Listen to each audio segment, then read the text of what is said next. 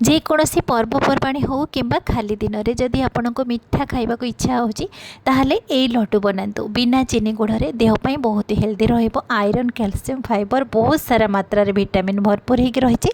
Diabetes patient आरंभ करके छोट पिलांई बहुत हेल्दी होता है। तो चले तो मु केमती लड्डू बनई आपण मान सहित सेयार करी मु गोटे छोट पैन नहीं से अल्प किसी बुट डाली कि सोला डाली नहीं तो भल से आम ताको भाजी नवा। भाजिला बेले गैस रो फ्लेम को स्लो रखिए धीरे धीरे एमती भाजिबे तो देखिए भल से भाजी ही आसो तार गोटे बहुत बढ़िया बास्ना आसो। एबे आमे गोटे प्लेट को काढ़ी आनिबा। सेम पैन रे आमे किछि ड्राई फ्रुट्स नवा। मु नहीं अल्प किछि काजू अल्प किछि आलमंड्स अल्प किछि पानी कखारूर मंजी। तो आजिकल मार्केट रे बहुत सारे अवेलेबल होची आपण मन पसंद रे ड्राई फ्रुट्स नहीं पारिबे। एई सब जिनस को मु पुणी गैस रो फ्लेम को स्लो रे रखिके आमे ताको 2 ରୁ 3 मिनिट हल्का हल्का भाजिबा। आपण जानि परिबे जेमिति कि भाजी आसले तार गोटे बहुत बढ़िया बास्ना आसे। तो एबे आमे ताको गोटे प्लेट को काढ़ी आनिबा। पुणी आमे सेम पैन रे मु हाफ कप नेइची चीना बादाम ताको आमे हल्का हल्का भाजिबा गैस रो फ्लेम को स्लो रखिके जेमिति कि बादाम क्रिस्पी हे आसीबा और बादाम रे चोपा छाड़ी आसीबो। एई भली भाबरे देखंतु जेतेले स्पैचुला प्रेस करबे किंबा हाथ साहाय्य एमती देखिए बादाम रो चोपा छाड़ी आसुची। आउ बेसी समय भाजिबेनी। एबे आमे ताको गोटे प्लेट को काढ़ी आनिबा। सेम पैन रे मुझे गोटे कप नहीं मखाना जोटा कि पद्म फूलर मंजी ताकू भी आमे गैस रो फ्लेम को स्लो रखिकी ताको हल्का हल्का भाजिबा जेमिति कि से क्रिस्पी हे आसीबो। एठी हाथ रे आपण चेक करके देखिबे जेमिति कि गुंड हे आसुची आपण जानिबे मखाना भाजी हे आसलानी। एबे आमे सब जिंस को प्लेट को काढ़ी आनिबा। एठी ताको ठंडा हवा को छाड़ी दबा। एठी चीना बादाम मखाना बुट डाली आ सब प्रकार ड्राई फ्रुट्स एठी आपणक मन पसंद रे आउ जदि किछि ड्राई फ्रुट्स ऐड करिया को चाहुचंती ताहले ऐड करिवे। एबे आमे सब जिंस को गोटे ब्लेंडिंग जार ऐड करवा। यही भली भाव में लड्डू आपण बनेबे ना बहुत सारा विटामिन भरपूर पाइबे। स्पेशली पिला को लंच बॉक्स रे आपण गोटे गोटे टिफिन मध्य दे पारिबे। एबे आमे सब जिंस को भल से मिक्स करके ताको गोटे पाउडर बनेबा। सुपर फाइन पाउडर बनेबेनी एमती दरदरा पाउडर रहिबो आ गोटा गोटा टिके दाना रहिबो ड्राई फ्रुट्स रो जेमिति कि लड्डू बनेले पार्टी रे टिके टिके लागिबो। तो ताको एबे साइड रे रखिबा। एठी मु गोटे पैन नेइची सेतिरे मात्र 2 चम्मच देसी घी। एठी मु गोटे गिना नेइची मांडिया चूना। तो मांडिया चूना आराम से मार्केट रे मिल जाउची। ता सहित मु एठी नेइची 4 ରୁ 5 चम्मच सुजी नेइची। तो गोटे गिना मांडिया चूना 4 ରୁ 5 चम्मच सुजी को आमे घी सहित भल से मिक्स करवा। पुणी गैस रो फ्लेम को स्लो रखिए। सब बड़े स्लो रखिए जमा हाई करेंगे कहीं आमर मांडिया चूनाटी पोड़ीज।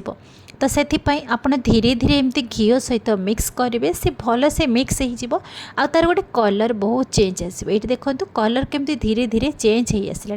मांडिया चूना जिते भल से भाजी हो सी पूरा झुरा झुरा हो। तो एबे हमर मांडिया चूना भल से भाजी हो आसला। एबे ताको आमे गोटे प्लेट को काढ़ा आ ताको टिके हल्का ठंडा हवा को छाड़िबा। तो ये हल्का ठंडा हो सारापर आम जो ड्राई फ्रुट्स को आम गुंड करके रखी थे तो से ड्राई फ्रुट्स गुंड को यही मांडिया चूना रे ऐड करवा।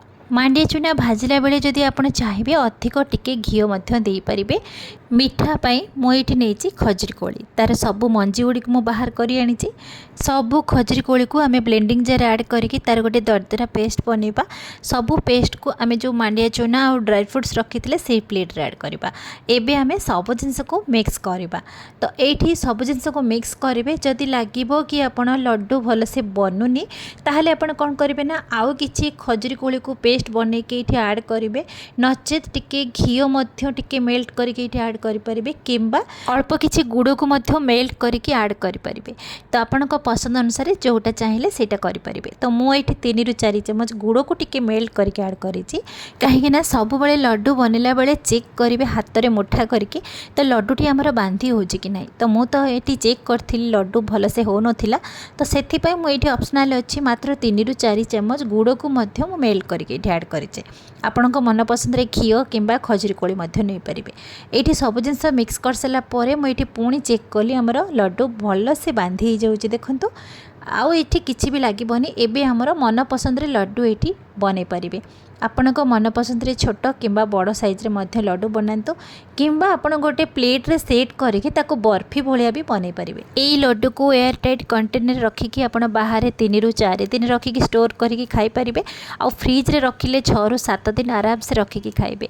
कहीं ना एई लड्डू रे पानी रो क्वांटिटी जमा यूज हेनी, बहुत दिन लास्टिंग रहइबो ए लड्डू। तो आपण माने निश्चित भाव में बने के एमती स्टोर करके रखंतु, निजे खातु, समस्त खातु। स्पेशली डायबिटीज मानक तो मीठा खाइबा को मना थाए, तो आपन को एई मीठा बने की दियंतु, देखिबे से माने खुशी रे भी खाइबे।